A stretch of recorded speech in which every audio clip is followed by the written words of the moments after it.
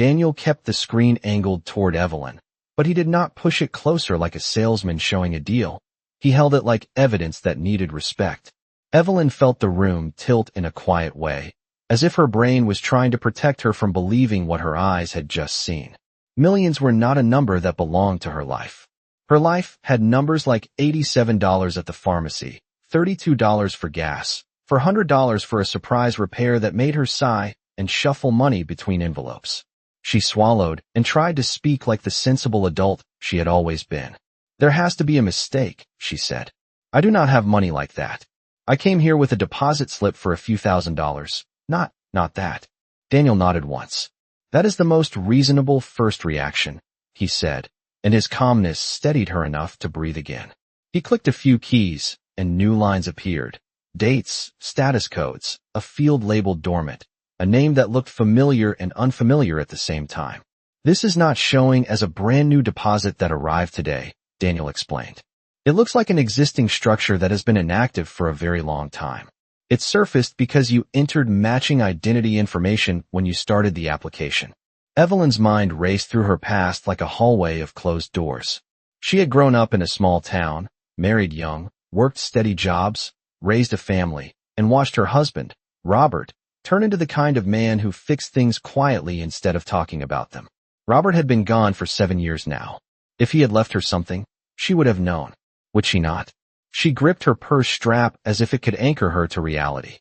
"What do you mean by existing structure?" she asked. Daniel chose his words carefully. "There are accounts, trusts, and settlement funds that can be set up in ways most people never deal with day to day. Some are created by employers. Some come from legal agreements. Some are tied to property, insurance, or estates. Sometimes they sit untouched if the owner cannot be contacted or if paperwork is incomplete." Evelyn frowned. "I have never been hard to find," she said, then immediately thought about all the times life changed an address. Without asking permission, marriage, moves, new phone numbers, a change from paper bills to online statements she never liked. Daniel pointed to a line on the screen. "Your name is here, but there is also a middle initial and a prior address listed that does not match what you wrote today," he said. Evelyn's stomach tightened. "I have lived on Maple Ridge Drive for 12 years, she said. "Before that I lived on Pine Street with my husband." Daniel's gaze flicked to the record again. "This shows a Cedar Lane address from a long time ago," he said. Evelyn felt a cold recognition, the kind that arrives before you remember why. Cedar Lane was her childhood street. She had not said that address out loud in decades. She had not thought of it in years, not since her mother passed and the house was sold. Evelyn's lips parted. "How would that be in your system?" she asked. Daniel leaned back slightly, keeping his tone even. "That is one of the reasons I asked you to come into this office. The match is strong enough that we cannot ignore it, but there are inconsistencies that we cannot overlook. If I finalize anything without proper verification, the system will restrict access automatically, and then you will be dealing with back-and-forth phone calls and forms for weeks. I would rather do this correctly while we have a window." Evelyn's thoughts snapped to what he had said at the end of the last moment, the part that had made the air feel thinner. "You said someone else may come looking for it," she whispered. Daniel's face tightened just a fraction. When dormant funds reappear on internal systems, it can trigger notices, audits, and sometimes inquiries. If the rightful owner is you, then we will protect your rights. But if someone has been using incorrect information, or if there is a dispute, we need a clean trail. And I have seen situations where people show up fast when large numbers are involved." Evelyn stared at her hands. They looked the same as they had that morning, but she felt like she had stepped into a different life. "What do you need from me?" she asked, and her voice steadied on the last word, because whatever this was, she would not let fear make her small. Daniel slid a paper across the desk. "First I need to confirm your identity beyond a driver's license," he said. "Do you have your social security card with you, or a passport?" Evelyn shook her head. "I have my social security card at home in a safe folder," she said. "It is about 15 minutes away." Daniel glanced at the clock. "Then we will use the time we have," he said. "I can start the internal request while you retrieve it. But before you go, I need to ask you one question that may sound strange." Evelyn lifted her chin. "Ask," she said. Daniel held her gaze. "Has anyone ever handled your paperwork for you in a way that made you feel rushed, pressured, or confused?" he asked, "especially after your husband passed?" Evelyn's chest tightened, because a memory flickered there, sharp and uncomfortable, like a receipt you find later and realize you were overcharged.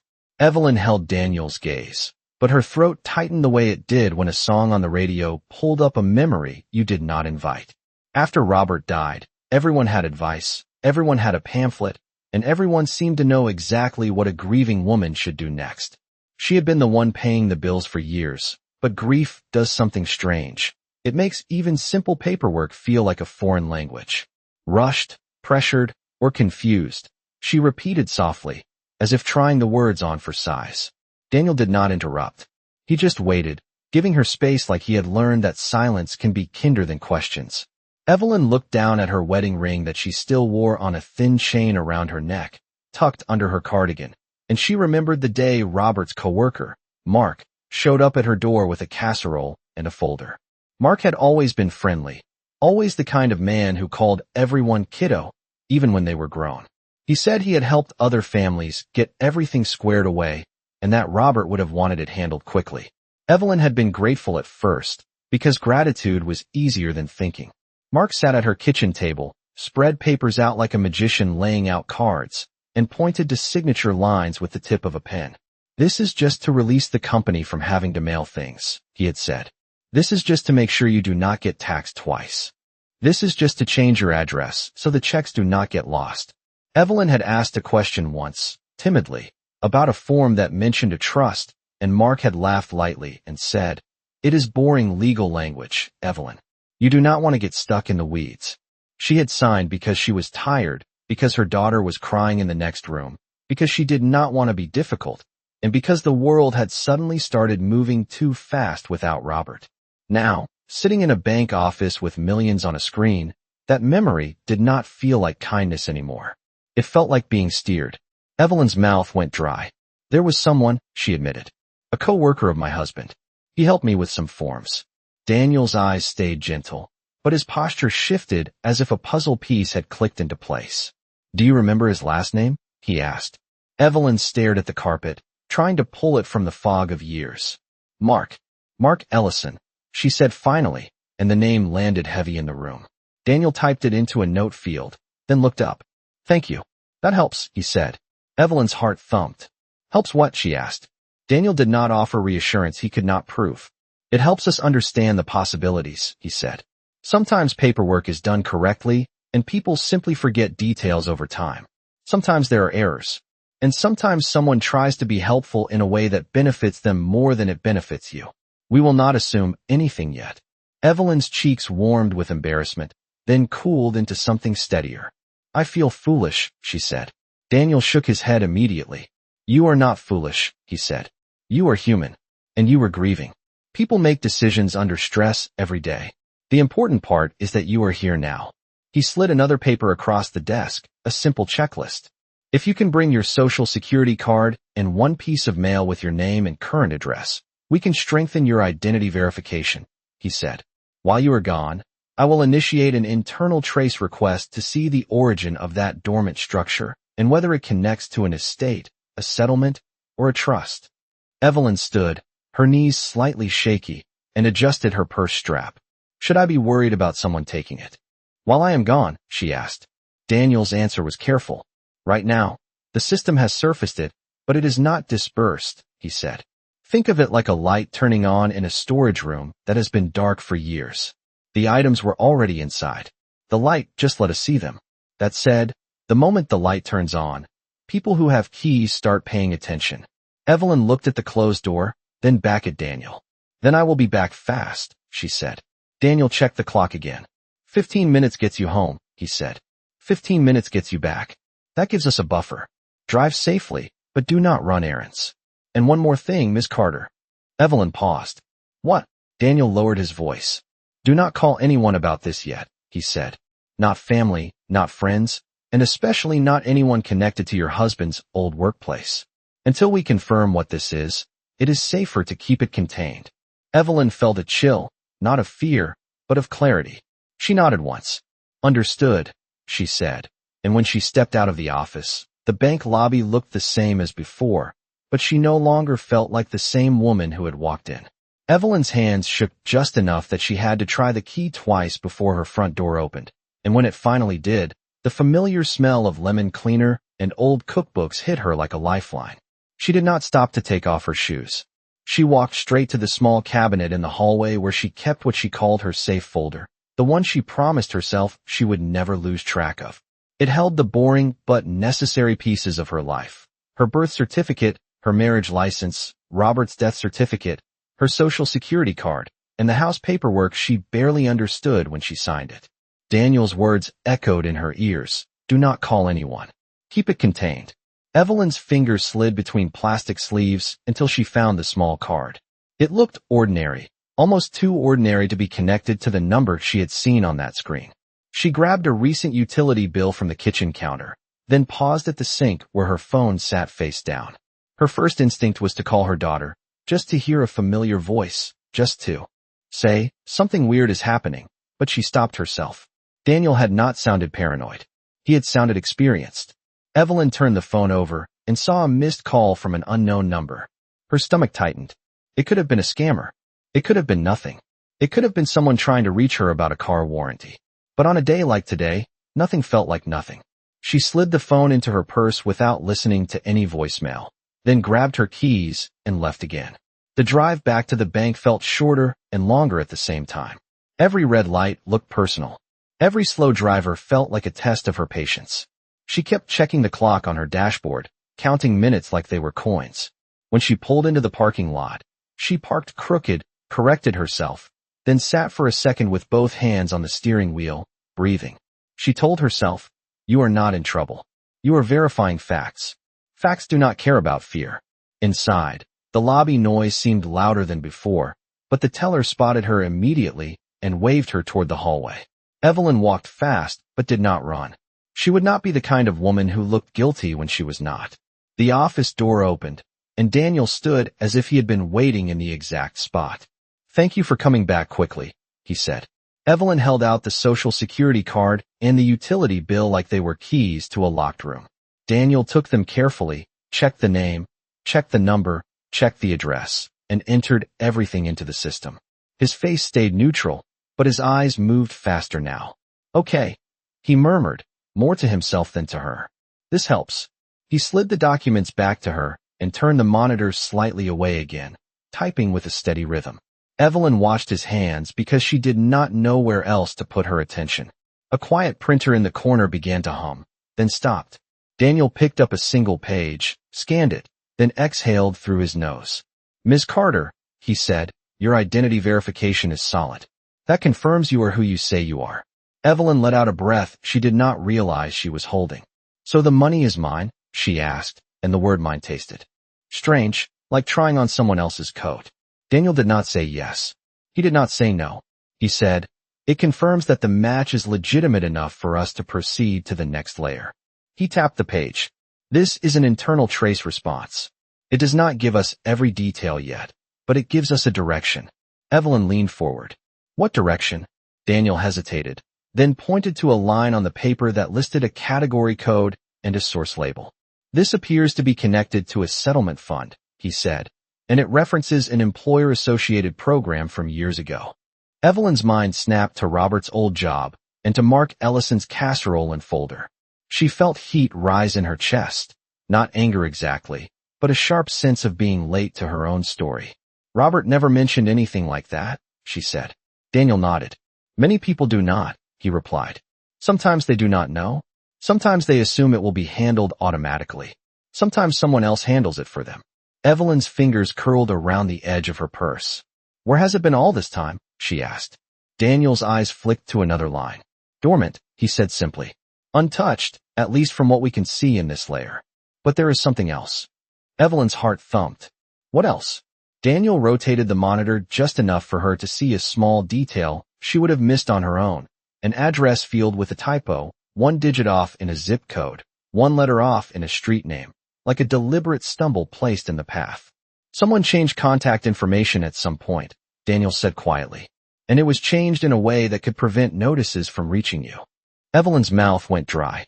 "So you were saying I was supposed to know about this," she whispered, "and I never did." Daniel met her eyes. "That is what it looks like," he said. And that is why I asked you not to call anyone yet.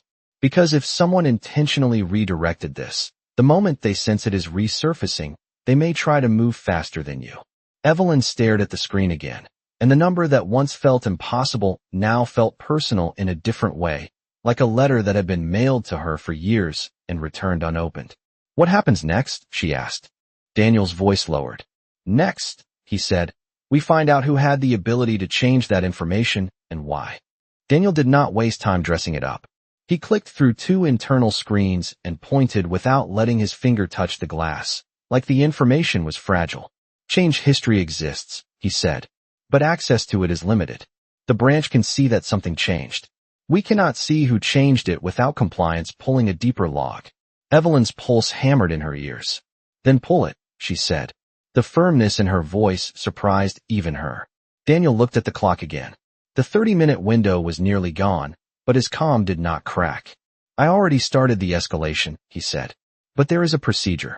And procedures have 2 faces. They protect people, and they slow people down. Evelyn stared at the screen. Slow down who? She asked. Daniel met her eyes.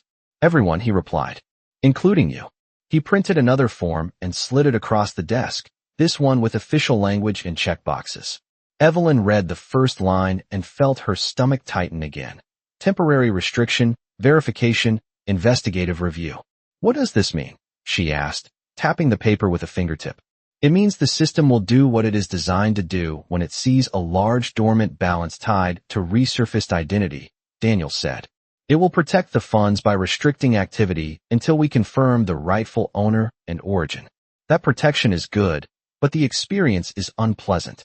You will not be able to withdraw, transfer, or even view full details through online banking until compliance clears it. Evelyn's throat went tight. So the money is there, but I cannot touch it, she said, and the sentence sounded like a cruel joke. Daniel nodded. Right now, think of it as sealed, he said. Not gone. Not taken. Sealed. Evelyn's mind flashed to her daughter again, to the way bills could feel like a wave that never stops. How long can this take? She asked. Daniel did not guess. It can be days if everything is clean and straightforward, he said. It can be longer if there is a dispute, a mismatch, or evidence of manipulation. Evelyn's fingers clenched around the edge of the chair. Evidence of manipulation, she repeated. Like the address typo. Daniel nodded. That is the part that concerns me, he said. Because it suggests intent. Evelyn felt heat rise in her face, not embarrassment now, but anger with a sharp edge. So someone could have changed my information and kept me from knowing about a settlement fund for years, she said. Daniel held up a hand gently. We do not know that yet, he said. But we have enough to treat it seriously. Evelyn took a breath and forced her voice to steady. What do you need from me right now? She asked. Daniel pointed to the form. I need your consent to open a formal investigation request, he said. And I need a timeline from you. Not a story. A timeline. When your husband passed. When you moved. Who handled your paperwork? Any documents you can remember signing. Evelyn swallowed. I can do that, she said. Daniel nodded once. Then his desk phone rang. He glanced at the caller ID and did not answer immediately. He looked at Evelyn, and something in his eyes said, This is why I told you not to call anyone. He picked up. Daniel Brooks, he said, voice neutral. He listened for a moment. Then his posture stiffened. I understand, he said. No, I cannot discuss customer information. You will need to contact our compliance department. Evelyn watched his face as he listened again, then said, Yes, I will document your concern. He ended the call and set the receiver down gently, as if he did not want the click to feel dramatic. Evelyn's mouth was dry. Who was that? She asked. Daniel did not answer with a name. He answered with a fact. Someone who asked whether a dormant settlement account had been reactivated, he said. Evelyn felt the blood drain from her cheeks. How would anyone know that already? She whispered. Daniel exhaled slowly. That is the part you need to understand, he said. In large dormant funds, there are often multiple stakeholders. Administrators, third-party processors, sometimes even legacy contacts listed on old forms. When an alert triggers, certain systems send automated notifications. Sometimes they go to the right people. Sometimes they go to people who should not still be involved. Evelyn's hands began to tremble again, but she forced them still by pressing her palms flat on her thighs. So someone is watching, she said. Daniel nodded. Possibly, he said. And that means we move carefully. Evelyn leaned forward. Carefully is fine, she said, voice low and controlled. But I am not going home and pretending this is nothing. Daniel slid a pen toward her. Then sign the consent, he said. And we start building the cleanest paper trail of your life. Evelyn picked up the pen, and as the ink touched the page, she realized something that made her sit taller. For the first time in years, she was not just reacting to what other people handed her. She was taking her place at the table. Evelyn kept the pen in her hand for a second after she finished signing, as if letting go would mean losing control again. Daniel gathered the papers into a neat stack and slid them into a folder marked with an internal reference number. All right, he said, voice steady. Now we do this the right way. I am going to ask you for a clean timeline, and I want exact years if you can remember them. Not because I doubt you, but because systems do not understand feelings. Systems understand dates. Evelyn nodded, forcing her mind to line up memories like file tabs. Robert passed 7 years ago, she said. It was late summer. 2 weeks after that, Mark Ellison came by. He said he was helping families with forms.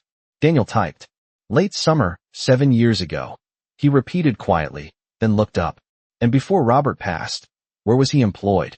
Evelyn named the manufacturing company, the one Robert stayed loyal to for decades, the one with a retirement picnic every year and a Christmas card signed by executives she never met.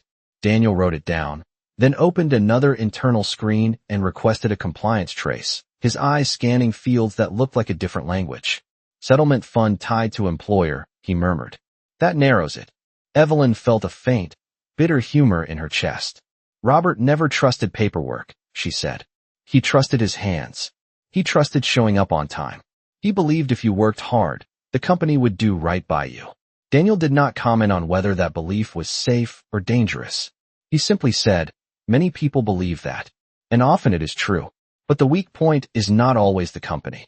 Sometimes it is the space between the company and the person where paperwork passes through other hands. He paused and asked, did Robert ever mention an incident at work? An injury? A class action notice? Anything that sounded like legal mail? Evelyn frowned. She thought back to evenings when Robert came home quieter than usual, rubbing his shoulder, saying it was just age catching up. She remembered one year when a letter arrived with dense print and a return address from a legal office. Robert had read it at the counter, sighed, and said, it is probably nothing. Evelyn had asked, should we keep it? And he had replied, I will handle it. Those 3 words now felt like a locked drawer. There was a letter, she said slowly. Years ago. I remember because it looked official. I do not remember what it said. Robert put it away. Daniel's fingers paused above the keyboard. Where did he put it? He asked. Evelyn's mind went to the metal filing cabinet in the garage, the one she avoided because it still smelled faintly like motor oil and Robert's aftershave. In the garage, she said. A filing cabinet. Daniel nodded. That could matter, he said. If there is a settlement, there were notices. Opt-in forms. Beneficiary designations. The paper trail is everything. Evelyn's phone vibrated in her purse, a soft buzz that made her stomach jump. She did not take it out. She did not want to see another unknown number. Daniel noticed the shift in her face anyway. If you are getting calls, do not answer, he said. Let them leave a message. Save it. Timestamps can matter. Evelyn stared at him. You really think someone is going to try to talk me into something? She said, half question, half realization. Daniel replied carefully. I think someone already took an interest the moment the system alert triggered. Whether that interest is legitimate or not, we will find out. But you do not owe anyone a conversation. Evelyn nodded, then spoke the question that had been tightening in her chest since she saw the balance. Daniel, she said, in plain English, what are the chances this is actually mine? Daniel leaned back, choosing honesty over comfort.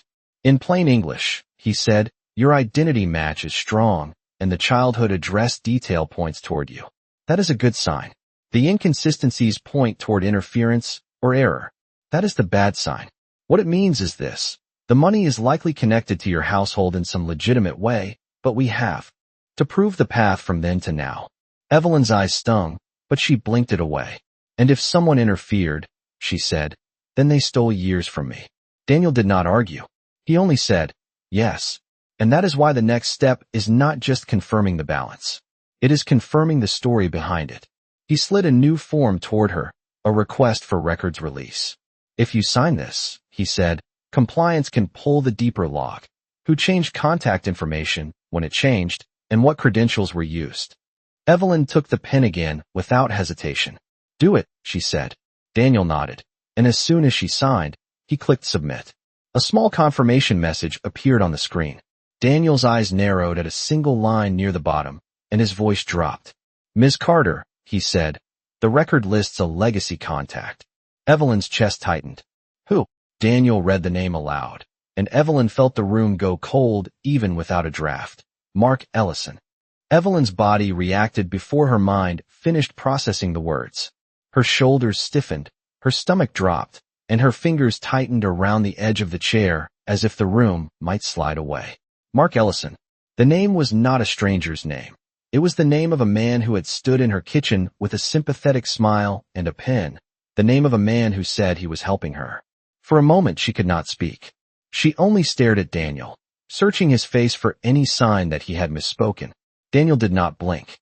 He simply turned the monitor a few inches and pointed to the field, letting the truth sit there in plain black letters. Legacy contact. Mark Ellison. Evelyn's voice came out thin. That cannot be right, she whispered. Why would he be on anything connected to me?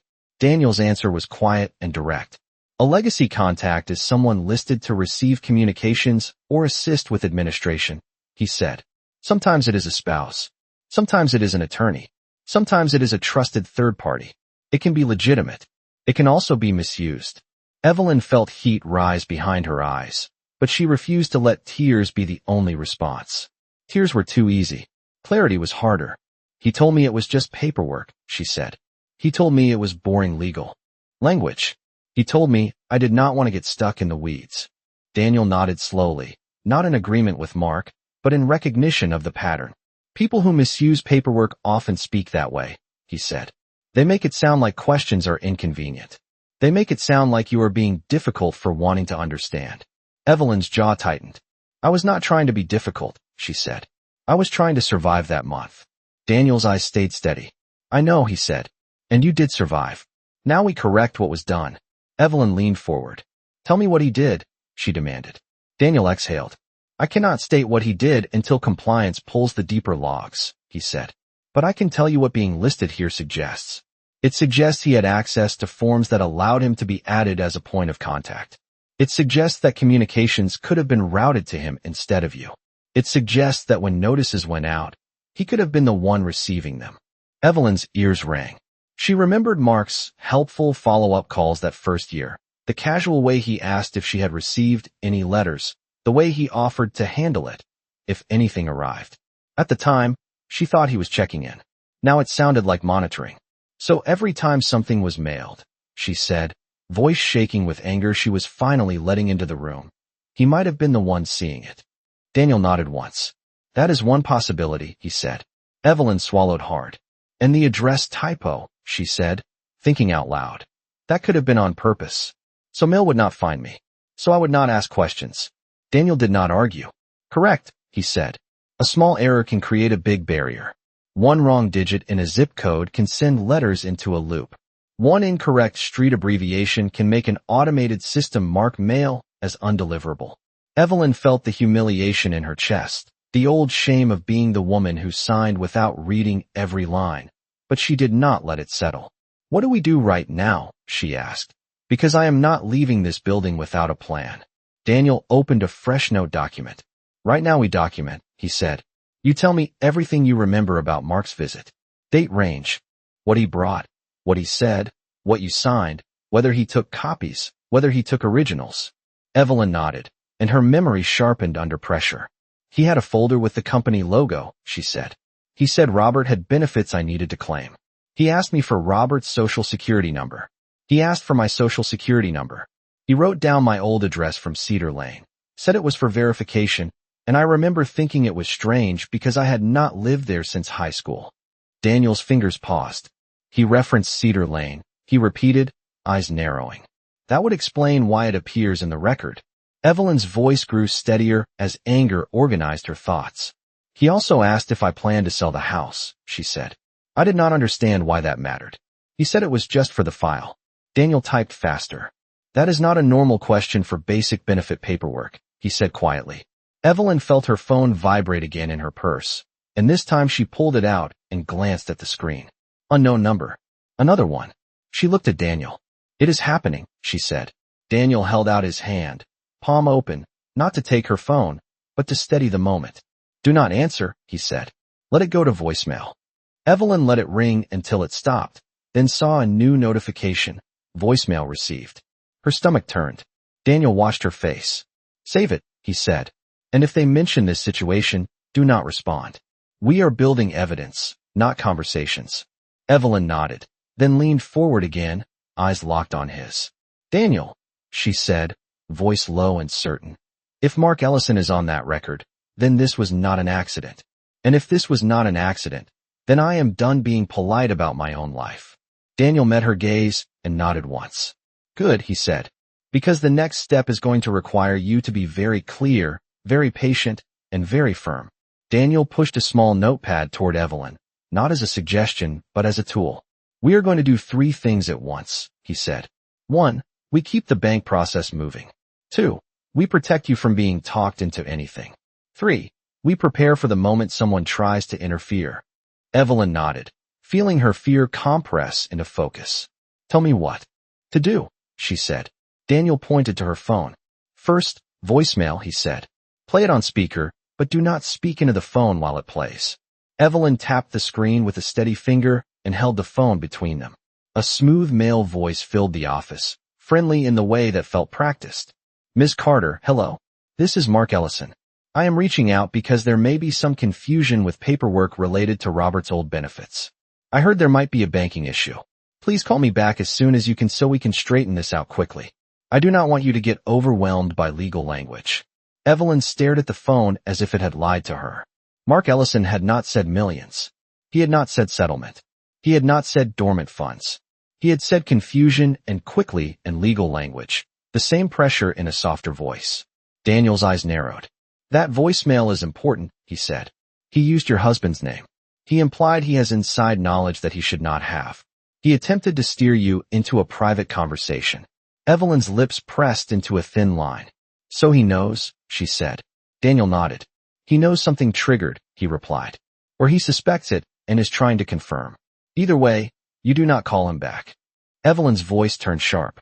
I want to call him back, she said. I want to ask him what he did. Daniel shook his head gently but firmly. That is exactly what he wants, he said.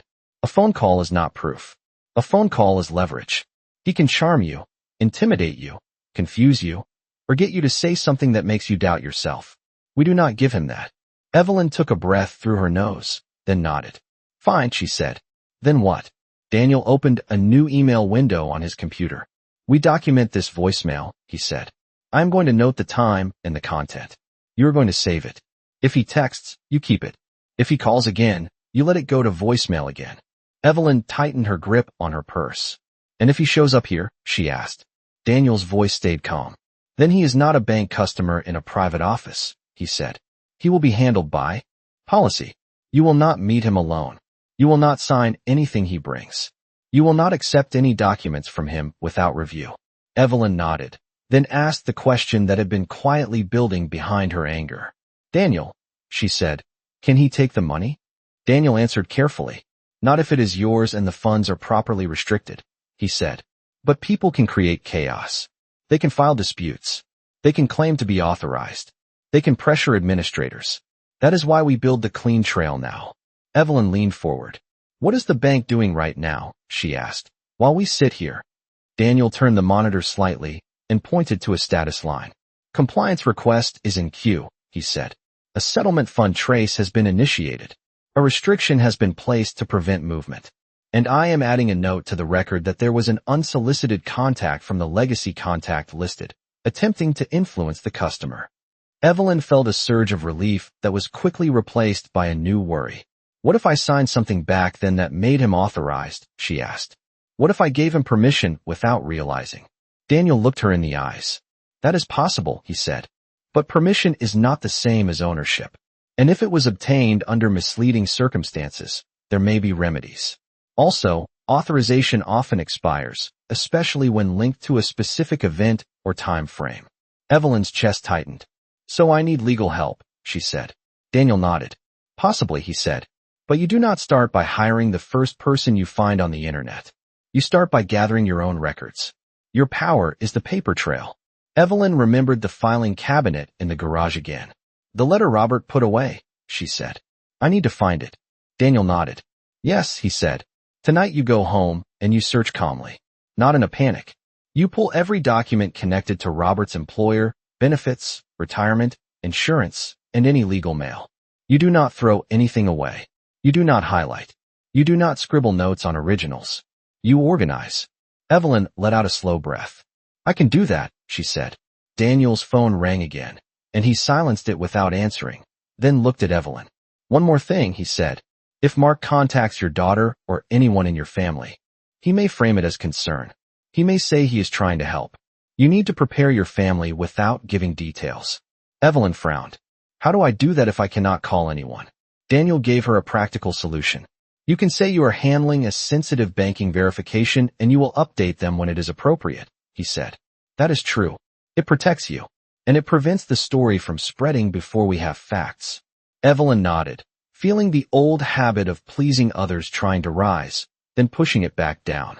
For once, she said quietly, I will let them be uncomfortable. I am done making my life easier for other people to manage. Daniel's expression softened. That, he said, is exactly the mindset that gets you through the next step. Evelyn left the bank carrying more than just a folder of documents. She carried a new sense of responsibility. Though the world outside looked unchanged, her perspective had shifted. Mark's earlier voicemail, once reassuring, now felt manipulative, as if it had been meant to keep her from asking deeper questions. Determined to find answers, she went home and searched through Robert's old filing cabinet in the garage, where he had carefully organized years of documents. Inside the work folder, Evelyn discovered a letter labeled Notice of Settlement.